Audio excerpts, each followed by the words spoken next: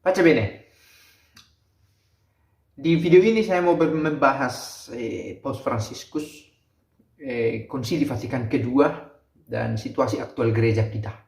Bukan mau membahasnya satu persatu, tetapi mau melihat keterhubungan satu dengan yang lain.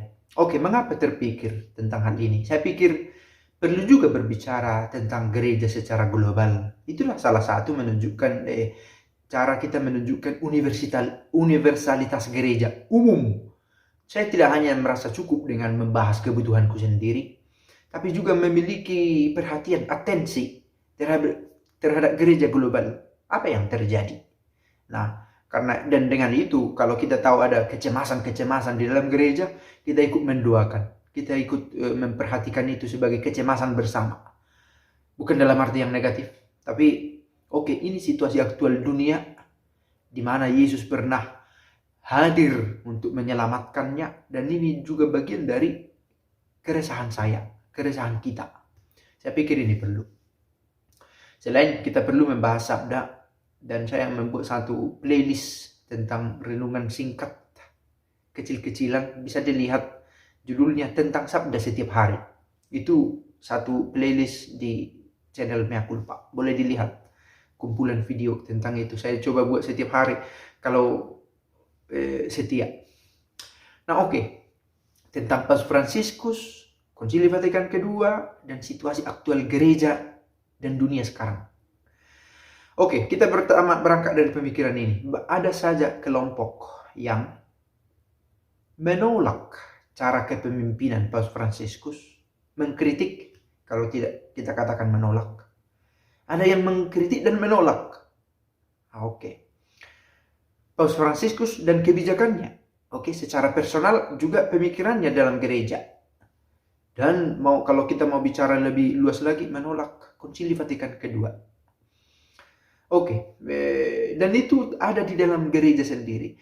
Sebelum sampai ke sana, langkah pertama saya pikir demi bijaknya, baik disadari bahwa banyak rupanya orang yang rindu melihat gereja Katolik itu benar-benar menunjukkan wajah Kristus. Itu pemikiran pertama. Mengapa pikiran ini muncul? Saya melihat bahwa orang-orang yang memberi kritik itu bukan melulu soal menciptakan sesuatu yang buruk, ya, pertentangan yang buruk.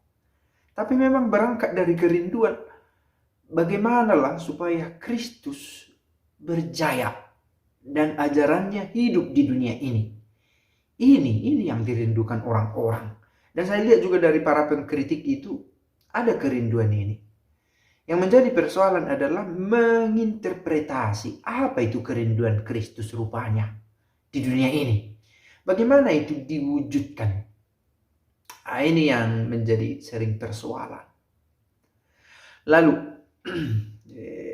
muncullah akhirnya kritik-kritik kepada Paus Fransiskus, kepada Konsili Vatikan kedua, kebijakannya. Konsili Vatikan kedua lah yang mewakili wajah gereja sekarang.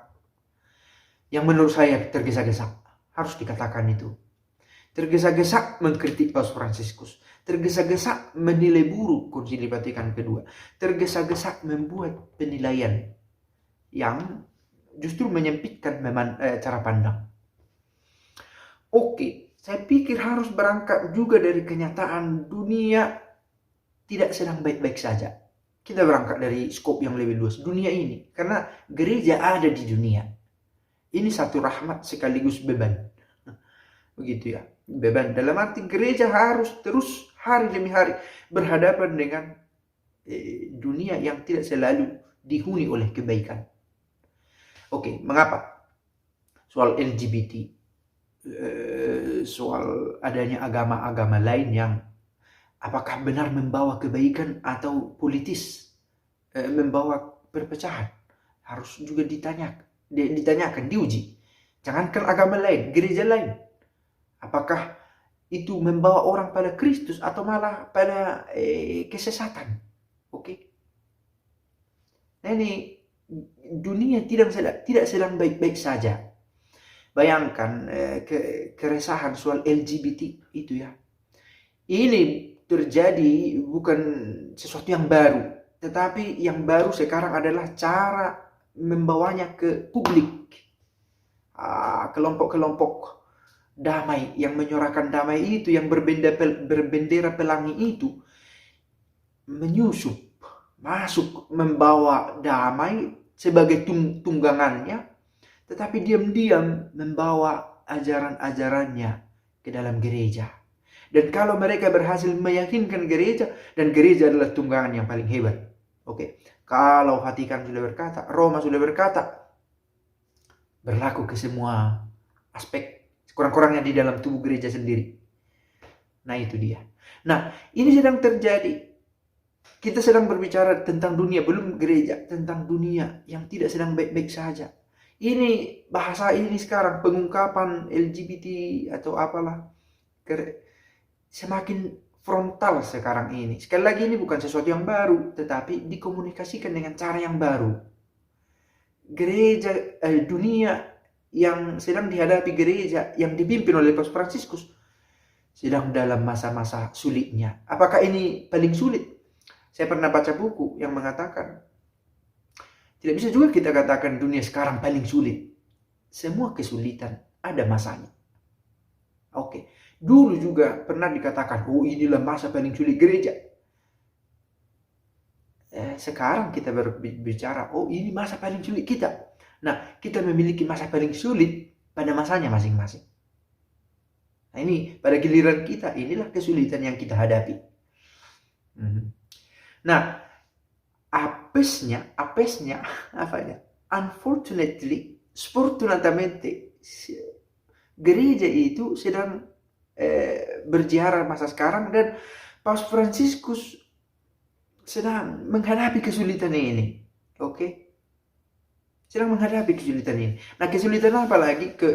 Kemampuan mengekspresikan diri ini ya. Kelihatan sederhana tapi penting. Gereja itu adalah wajah makro dari apa yang terjadi di tengah keluarga. Lihatlah, anak-anak berani melawan bapaknya sama ibunya. Itu bukan hari ini, dulu juga. Tetapi hari ini, cara pengkomunikasiannya lebih gila lagi. Sudah berani anak secara frontal mengatakan, ini dunia saya, jangan ganggu. Nah, kita yang adalah anak-anak dalam gereja mulai ngomong banyak. Fransiskus, bagaimana kamu memimpin gereja ini? Soal seruan ini apakah sampai langsung ke telinga Fransiskus, Paus Fransiskus, ya, who knows, siapa yang tahu. Tapi pasti juga sampai riak-riaknya ke Paus Fransiskus. Nah, inilah aktualnya gereja. Kasihan juga Bapak Fransiskus, Paus ini. Memimpin gereja, dia seorang hebat di waktu yang tidak tepat. Dan kalau kita katakan di waktu yang tidak tepat, jangan-jangan dia orang yang tepat. Dibutuhkan orang seperti dia pada masa sekarang. Oke. Nah, kalau orang berkata Paus Fransiskus ini membuat pernyataan-pernyataan blunder, keputusan-keputusan yang keliru. Oke, siapa yang memiliki otoritas mengatakan itu blunder, itu mengatakan keliru, mengatakan pandangan Paus Fransiskus keliru? Gereja sebenarnya punya otoritas, dan gereja tidak mengatakan itu. Ini rakyat inilah, anak-anak inilah yang mengatakan itu. Lalu, kalaupun ada potensi untuk keliru, itu berangkat dari, sekali lagi, dunia kita yang semakin ribet. Gitu ya. Kalau mau bicara gereja Jerman, mulai berseru, semakin berani untuk menyuarakan, memberikan berkat kepada pasangan LGBT. Lalu kemudian muncul Belgia, sudah kami buat ritusnya.